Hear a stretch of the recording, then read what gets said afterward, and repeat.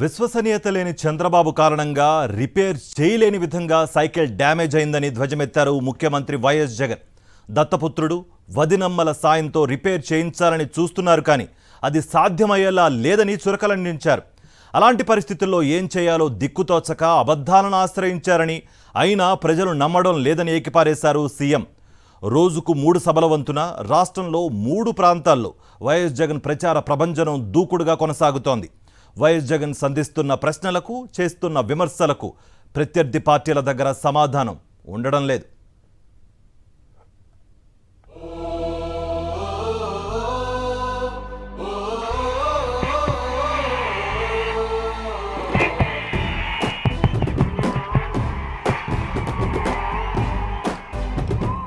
రాజానగరం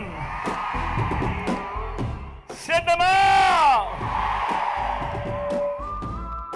ఇలా మొదలైన ముఖ్యమంత్రి వైఎస్ జగన్మోహన్ రెడ్డి ప్రసంగం ప్రజల ఆదరణ, ఆప్యాయతలకు కృతజ్ఞతలు తెలియజేసుకుంటూ సంక్షేమాభివృద్ధి, పాలన ప్రాధాన్యతను చాటుతూ ప్రతిపక్షాల కుట్రలు, కుతంత్రాలను ఎండగడుతూ అలవోకగా సాగింది.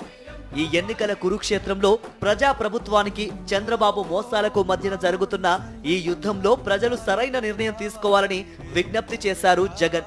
ఇంటింటి సంక్షేమాన్ని అందించడానికి ఈ 58 నెలల కాలంలో చిత్తశుద్ధితో తపించామని, ఆ మేరకు ప్రజలకు అనేక సంక్షేమ పథకాలు అందించామని, వాటితో లక్షలాది కుటుంబాల్లో వెలుగులు నిండాయని అన్నారు జగన్. 2014లో ముఖ్యమంత్రి అయిన చంద్రబాబు తన హామీలను నిలబెట్టుకోకుండా అన్ని విషయాల్లో రాష్ట్ర ప్రజలను మోసం చేశారని, దాంతో ప్రజలు 2019 ఎన్నికల్లో చంద్రబాబుకు తగిన విధంగా బుద్ధి చెప్పారని విశ్లేషించారు సీఎం జగన్. ఈ విషయాన్ని వినూత్న పద్ధతిలో ఆయన చెప్పిన విధానం అందరినీ ఆకట్టుకుంది. రిపేర్ చేయడానికి వీలు లేకుండా సైకిల్ను ప్రజలే ధ్వంసం చేశారని చురకలంటించారు సీఎం జగన్.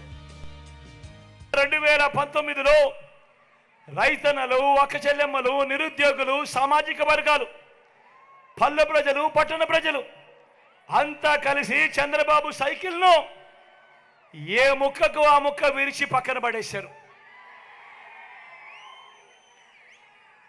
ఆ తుప్పు పట్టిన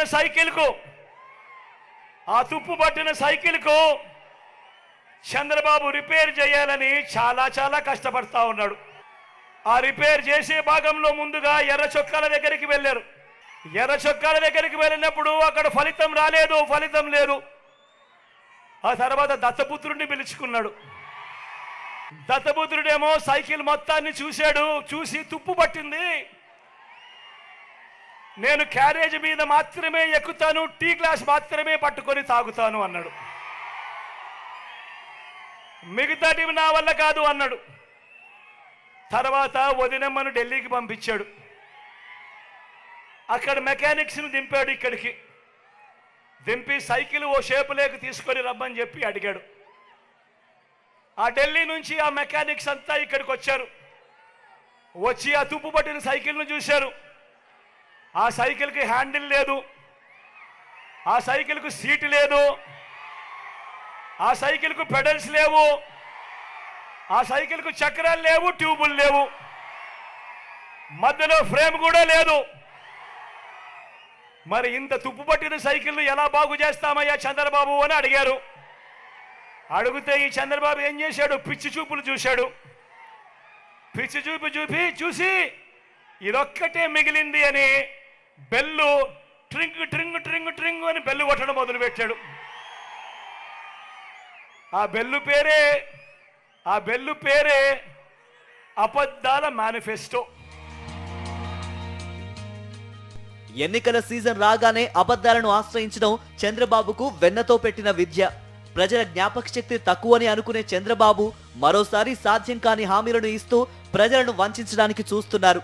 ఆయన మోసాలు, మాయలకు అసలు సిసలు నిదర్శనాల్లో ఒకటి 2014 ఎన్నికల సమయంలో బీజేపీ, జనసేనలతో కలిసి తయారు చేసుకున్న ఉమ్మడి మేనిఫెస్టో.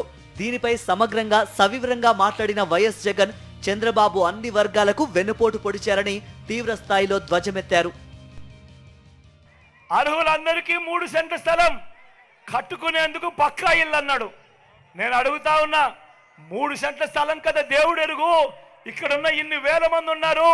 చంద్రబాబు హయాంలో ఏ ఒక్కరికైనా కూడా కనీసం 1 సెంటు స్థలమైనా ఇచ్చాడా అని అడుగుతా ఉన్నాడు మీ బిడ్డ. 10,000 కోట్లతో బీసీ సప్లాన్, చేనేత పవర్ లూమ్స్ రుణాల మాఫీ అన్నాడు, జరిగిందా? ఉమెన్ ప్రొటెక్షన్ ఫోర్స్ ఏర్పాటు చేస్తామన్నారు, చేశారా? సింగపూర్కు మించి అభివృద్ధి చేస్తామన్నారు, జరిగిందా? ప్రతి నగరంలోనూ హైటెక్ సిటీ నిర్మిస్తామన్నారు, జరిగిందా? రాజానగరంలో కనిపిస్తా ఉందా? ఆలోచన చేయమని అడుగుతా ఉన్నా. ఇదే ముగ్గురు చంద్రబాబు సంతకం పెట్టి ఎన్నికలప్పుడు మీ ఇంటికి 2014లో పంపించి ఆ తర్వాత 5 సంవత్సరాలు ఆయన ముఖ్యమంత్రిగా పరిపాలన చేసిన తర్వాత ఇందులో చెప్పినేటివి కనీసం ఒక్కటంటే ఒక్కటైనా జరిగిందా అని అడుగుతా ఉన్నాడు మీ బిడ్డ. ఈసారి మాత్రం గట్టిగా అబ్బా 2 చేతులు పైకెత్తాలి. ఈసారి గట్టిగా ఇలా ఇలా ఇలా ఇలా ఇలా ఇలా ఇలా ఇలా ఇలా ఇలా ఇలా ఇలా ఇలా ఇలా ఇలా. వాలంటీర్ల వ్యవస్థ అంటే మొదటి నుంచి మండిపడుతున్న చంద్రబాబు తన సొంత మనిషి నిమ్మగడ్డ రమేష్ ద్వారా ఫిర్యాదు చేయించి ఇంటింటికి పింఛన్లు వెళ్లకుండా అడ్డుకున్నారు. అంతేకాదు ఢిల్లీ పెద్దలతో కలిసిపోయి పలు ఇతర పథకాల లబ్ధి ప్రజలకు చేరకుండా ఎన్నికల కమిషన్ ద్వారా ఆదేశాలిప్పించారు. దీనిపై మాట్లాడిన ముఖ్యమంత్రి వైఎస్ జగన్ చంద్రబాబు తాజాగా ఆపు చేయించిన పథకాలన్నీ కొత్తవి కావని, ఈ 5 ఏళ్లలో క్రమం తప్పకుండా అందిస్తున్నవే అని అన్నారు. జగన్ గెలుపును ఆపడం కోసమని ఢిల్లీ వారితో కలిసి కుట్రలు పన్నిన చంద్రబాబుకు ప్రజలే బుద్ధి చెప్పాలని విజ్ఞప్తి చేశారు జగన్. మరలా అధికారంలోకి రాగానే 1 వారంలోనే లబ్ధిదారులకు అన్ని పథకాలు అందుతాయని భరోసా కల్పించారు. కుట్రలు పన్నుతూ కుతంత్రాలు పన్నుతూ జగన్ ఏదైతే బటన్లు నొక్కాడో, చివరిలో జగన్ ఏదైతే బటన్లు నొక్కాడో ఆ బటన్లు నొక్కిన సొమ్ములు కూడా నా అక్క చెల్లెమ్మల కుటుంబాలకు రాకుండా ఢిల్లీ వాళ్ళతో వీళ్ళంతా కుట్రలు చేస్తూ అడ్డుకునే కార్యక్రమం చేస్తూ ఉంటే సాక్షాత్తు మీ జగన్ ఒక ముఖ్యమంత్రిగా ఏకంగా కోర్టుకు వెళ్ళి జరుగుతూ ఉన్న అన్యాయాన్ని ప్రశ్నిస్తూ కోర్టులో కేసులు వేసే పరిస్థితి లేకి ప్రజాస్వామ్యం దిగజారిపోయింది ఏనంటే వీళ్ళని ఏమనాలి అని చెప్పి అడుగుతా ఉన్నాను. ఈ సందర్భంగా ఈరోజు మీ జగన్ బటన్లు నొక్కినేటివన్నీ కూడా ఈరోజు ఎన్నికలు వస్తున్నాయని కొత్తగా నొక్కినేటివి కాదు. జగన్ ఈరోజు బటన్లు నొక్కినేటివన్నీ కూడా ఈ 5 సంవత్సరాలలో ప్రతి సంవత్సరం జగన్ బటన్లు నొక్కుతూ నొక్కుతూ నొక్కుతూ నొక్కుతూ నొక్కుతూ ఉన్న స్కీములకే బటన్లు నొక్కాడు జగన్. కొత్తగా వచ్చినేటివి కాదు, అసెంబ్లీలో బడ్జెట్ ద్వారా ఆమోదం కూడా తెలిపినేటివి. వాళ్ళు అటువంటివి 60 నెలల కథ దేవుడెరుగు 57 నెలలు కాకమునిపే జగన్ను కట్టడి చేయడం కోసం ఢిల్లీతో కుట్రలు పన్ని ఆ బటన్లు నొక్కిన సొమ్మును నా అక్క చెల్లెమ్మల కుటుంబాలకు రాకుండా అడ్డు తగిలే దౌర్భాగ్యపు పరిస్థితిలోకి వీళ్ళంతా దిగజారిపోయారు అని అంటే ఆలోచన చేయమని అడుగుతా ఉన్నా. మీ బిడ్డగా నేను మాట చెప్తా ఉన్నా, వీళ్ళు ఎవరు అడ్డుకున్నా కూడా మీ బిడ్డ విజయాన్ని ఆ దేవుడు దయ మీ చల్లని ఆశీస్సులు ఉన్నంత కాలం ఏ ఒక్కడు ఆపలేడు అని మీ బిడ్డ చెప్తా ఉన్నాడు. మళ్ళీ మీ బిడ్డే అధికారంలోకి వస్తాడు. జూన్ 4న అధికారంలోకి వచ్చిన వెంటనే 1 వారంలోనే ఈ బటన్లన్నీ కూడా క్లియర్ చేస్తాడు మీ బిడ్డ అని చెప్తా ఉన్నాడు.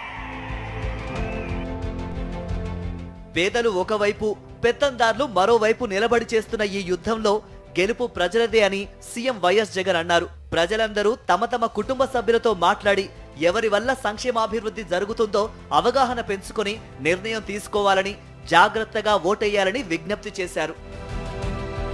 మా నమ్మకం నువ్వే జగన్, మా నమ్మకం నువ్వే జగన్, మా నమ్మకం నువ్వే జగన్. నమ్మకం నువ్వే జగన్, నమ్మకం నిన్నే జగన్.